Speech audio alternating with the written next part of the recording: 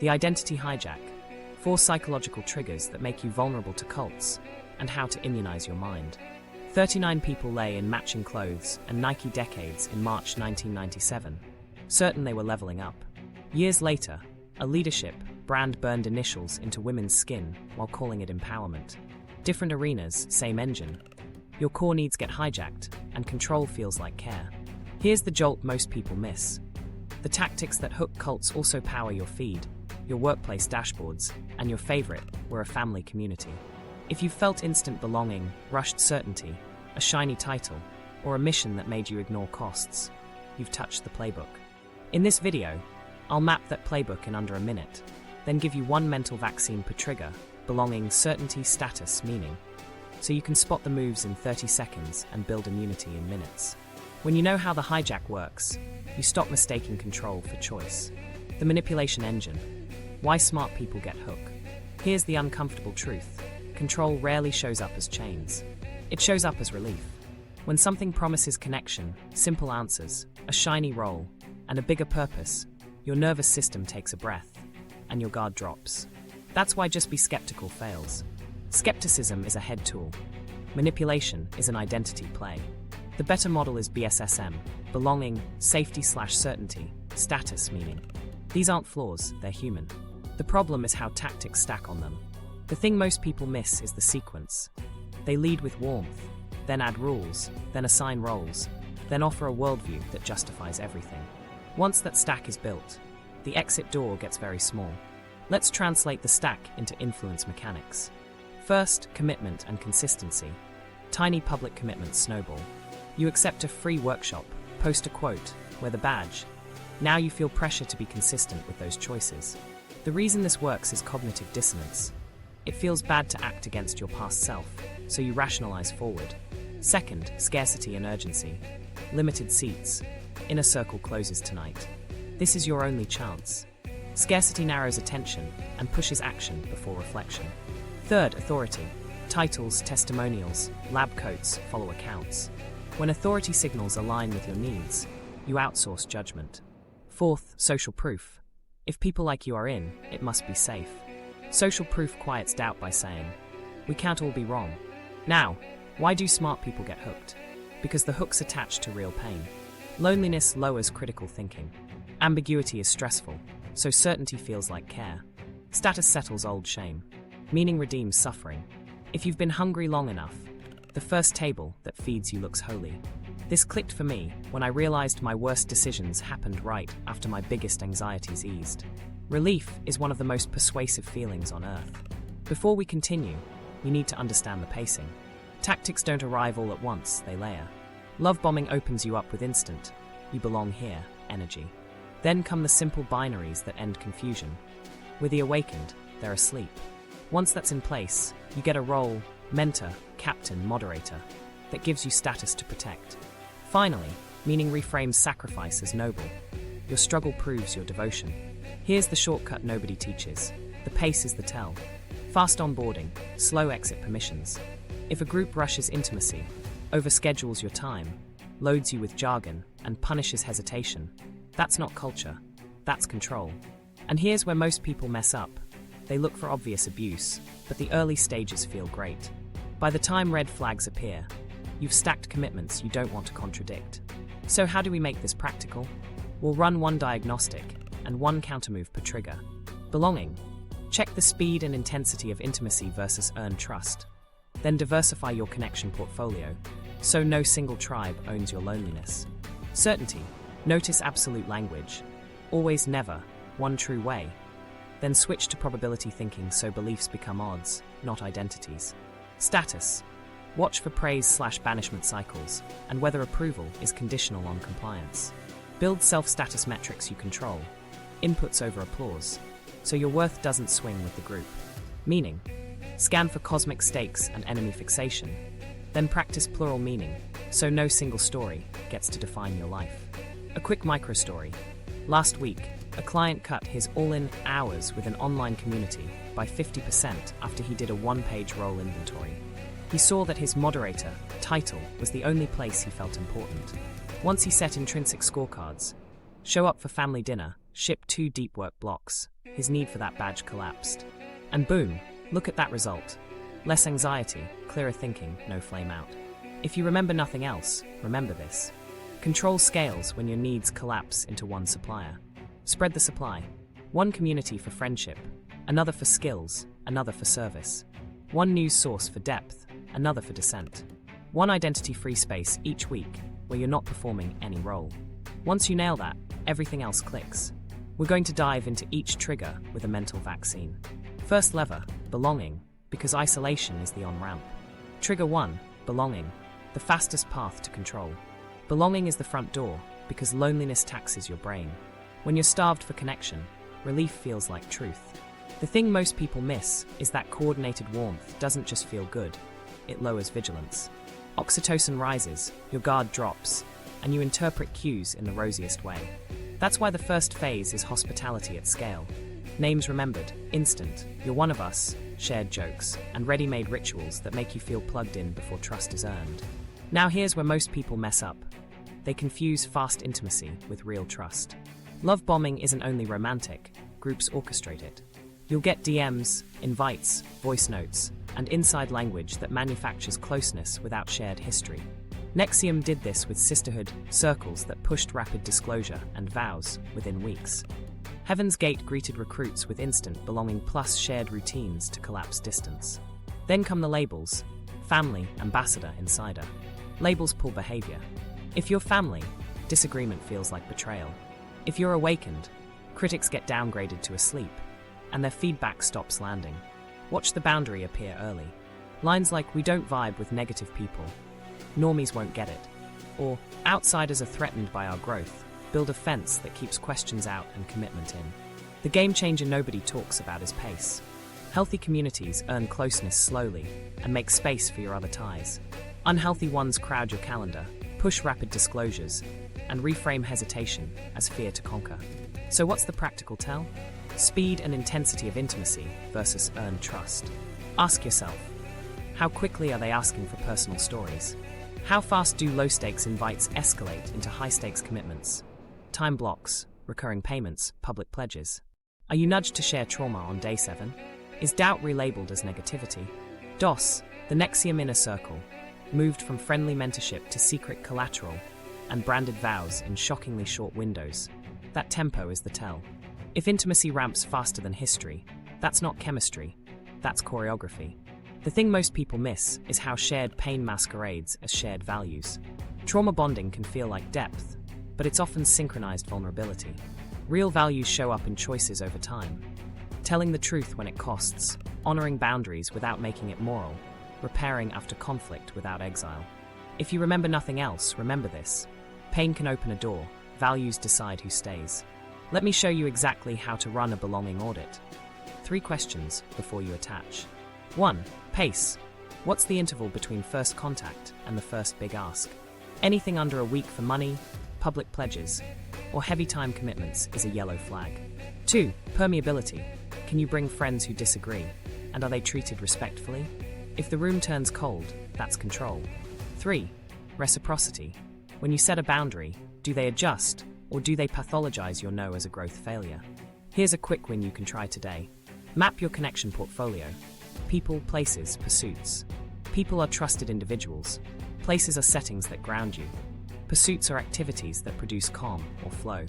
Make sure each core need has at least 2 independent suppliers. 2 sources of friendship, 2 spaces for learning, 2 ways to serve. The reason this works is it breaks monopoly power. When no single tribe supplies all your belonging, you can disagree without fearing exile from your whole life. Now, the exit test, your guardrail. Can you disagree publicly and remain welcome? Not tolerated with gritted teeth. Welcome with respect. Start small. Ask a clarifying question that adds nuance. Skip one event without apology, or suggest an alternative plan. Watch the response. Guilt and shaming are red. The silent freeze is yellow. Genuine engagement is green. You can run this test in a week and save yourself months. A microstory to make it stick. A student moved cities and found a leadership collective that felt like home. Week 2, they were asked to share their most painful experience on stage. Applause felt healing. Week 3, service hours ramped to nightly events. Their outside friends faded. We ran the belonging audit. Pace went red. Permeability went red. Reciprocity went red. They set one rule: no major commitments for 30 days. Two things happened. The group cooled when boundaries appeared, and they discovered a low-key dance class where nobody cared about performance. Relief redistributed. Thinking returned. Guardrail most people ignore. Calendar control. High control spaces saturate your schedule because empty time restores autonomy. Set caps.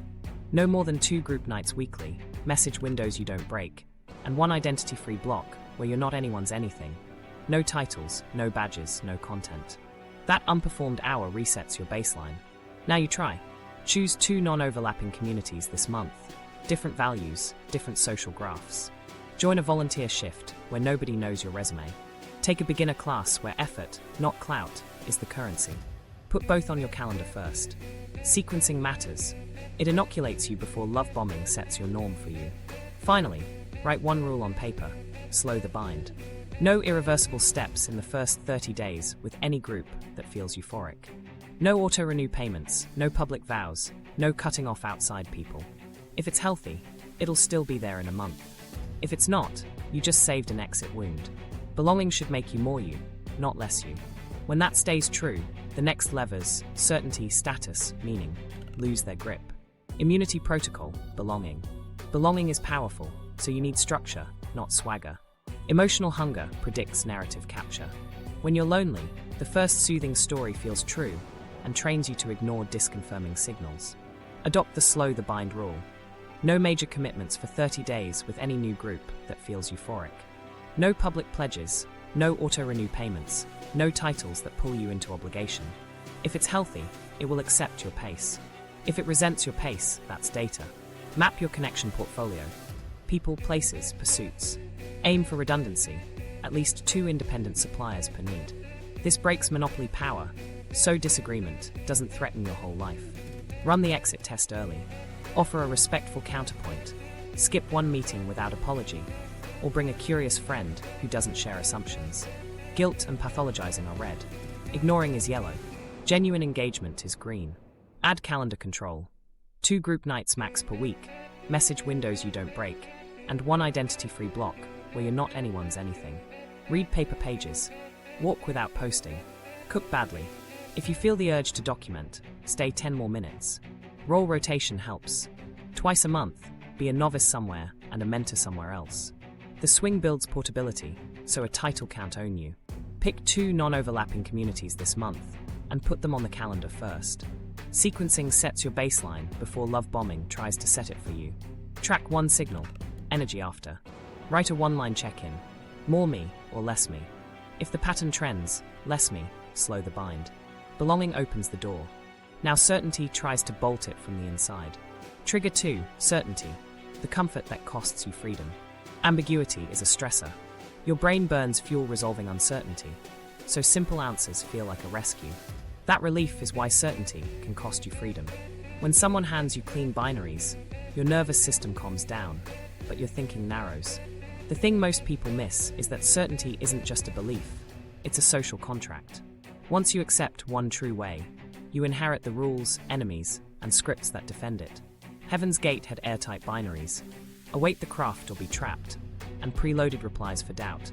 High control online communities do a similar thing with, if you question this, you're part of the problem.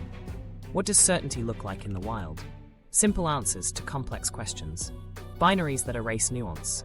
Always/never, good/evil, awakened/asleep. Airtight Q&A where every doubt has a preloaded reply. If you're confused, you're not ready. If you disagree, it's ego. If you leave, you fear truth. These are thought-terminating clichés, a term scholars and clinicians use for phrases that end inquiry by pathologizing it. In Nexium trainings, questions were reframed as limiting beliefs to be purged. In some political tribes, slogans replace argument. On platforms, you'll see algorithmic versions. Feeds overfit to one narrative until repetition feels like reality.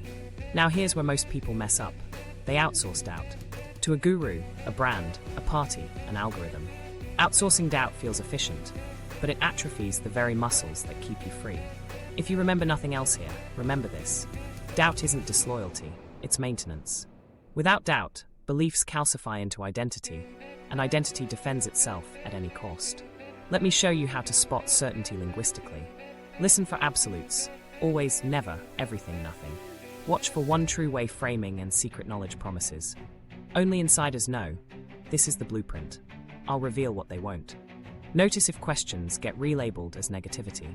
When language shifts from describing reality to policing reality, you've moved from learning to loyalty. Here's a quick win. Build a maybe map. 3 columns: statement, evidence for, evidence against. Start with a belief you care about. For example, this method is the best path to growth. List 3 supporting points in 4, then force yourself to list 3 in against. If you can't fill against, your inputs are lopsided. The goal isn't paralysis, it's competence at holding competing truths without panic. Your immunity tool is probability thinking. Phrase beliefs as odds, not absolutes. Given what I know, I'm 70% confident this approach works for me right now. The reason this works is it builds updatability. Odds imply the door can move. Absolutes make the door sacred. Once you use odds, you can change your mind without changing your identity. That's freedom. To make this stick, microdose uncertainty. Weekly experiments with safe risk. Try a different credible news source for a single topic. Pilot an alternate approach on a small project. Ask someone you respect to steelman the position you oppose. The best version, not a caricature. Then journal what shifted. Add a language tweak. Replace is with seems for 7 days. This policy seems unfair. This leader seems credible. That swap keeps evidence channels open. People report fewer fights and faster error correction with this one habit. Before we continue, you need to understand falsifiability. Any robust claim should have a potential disconfirming data point. Ask, what would change my mind? Define it in advance. If your answer is nothing, you're not in knowledge, you're in identity protection. That's fine for preferences. It's dangerous for worldviews. Write one falsifier for a belief this week and share it with a friend who'll hold you to it. A microstory. A product lead swore their roadmap was the only rational plan. Team feedback bounced off because disagreement equaled disloyalty. We ran a maybe map in a live meeting and shifted to odds. We're 65% on plan A, 25% on plan B, 10% on plan C. 2 things happened. Dissent turned into data, and velocity increased because the team stopped wasting energy defending certainty. 3 weeks later, new inputs landed, and switching plans felt like judgment, not betrayal. Common mistakes to avoid. Don't perform faux uncertainty, saying maybe, while rolling your eyes at alternatives. Don't confuse data volume with viewpoint diversity. 10 sources that cite each other is one view. And don't make uncertainty your identity. Some claims are testably false or harmful. Uncertainty is a tool, not a virtue badge. Guardrail time. Set a 10% doubt budget on your strongest belief. Spend it monthly by seeking disconfirming evidence or running a small contrary test. If you can't find contrary evidence, that's evidence about your environment, not your correctness. Adjust your inputs until you can run the test. Track the bodily tell of certainty addiction, the relief spike. When a take makes your anxiety drop in a rush, pause. It might be clarity. It might be overfitting. 3 breaths, then ask, what else could be true? 1 minute of deliberate ambiguity now can save months of devotion to a brittle idea. Certainty feels like care, but care without questions is custody. Once you can hold uncertainty without panicking, status has less to weaponize, because hierarchies need fixed truths to justify who's up and who's down. Immunity protocol, certainty. Certainty sticks because relief becomes addictive. Once black and white answers drop your stress, anything that threatens that calm feels like chaos. We'll build tolerance without drowning in doubt. Microdose uncertainty weekly. 1 safe experiment. Order at random. Swap your go-to podcast for a credible counterpoint on one topic, or run a tiny egg bee at work that challenges your favorite assumption. Small stakes retrain your body to feel okay when outcomes aren't settled. Language tweak. For 7 days, replace is with seems. This plan seems efficient. This study seems strong. You're keeping the channel open for updates. Build the maybe muscle with a simple daily rep. Morning. Rate one belief as a percentage. Noon. Find one credible opposite source. Night. Adjust by up to 5 points and write why. Guardrail. Require falsifiability. Write one clear disconfirming signal for a belief you care about and share it with a friend who will check in next month. Set a 10% doubt budget monthly on your strongest belief. Seek disconfirming evidence or run a small contrary test. If you can't, you're in a bubble. Adjust inputs until a test is possible. Add a weekly ambiguity rep. 15 minutes to write 2 plausible explanations for one event and the evidence that would separate them. Common pitfalls. Volume isn't diversity. Faux maybe hardens bias. Uncertainty isn't an identity. Finally, track the relief spike when something confirms you. Pause, breathe, ask, what else could be true? Certainty is useful. Without an off switch, it becomes custody. Once you can hold uncertainty without panic, status has less leverage. Next up, status, where approval and titles enforce the script. Trigger 3, status, the role that starts to wear you. Status is attention and access. It decides who gets heard, who gets resources, and who gets forgiven. Manipulators know this, so they hand out roles like candy, captain, moderator, ambassador, inner circle, then use shame and praise to steer you. The thing most people miss is that status hits 2 systems at once. Dopamine for the win and cortisol for the threat of losing it. That swing makes you easy to control. What does status control look like in the wild? Special badges and titles. Private rooms, secret chats, VIP dinners. Public rankings that reset every week, so you're never safe. Humiliation rituals dressed up as feedback circles.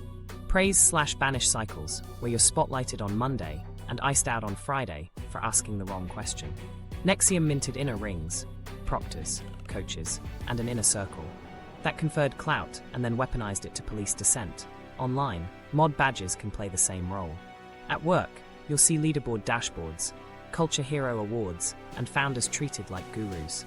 The levers are the same, just with HR slides. Now here's where most people mess up, mistaking conditional approval for belonging. When applause equals acceptance, you'll trade integrity for claps. If you remember nothing else here, remember this. Belonging is who you are to people when you have nothing to offer.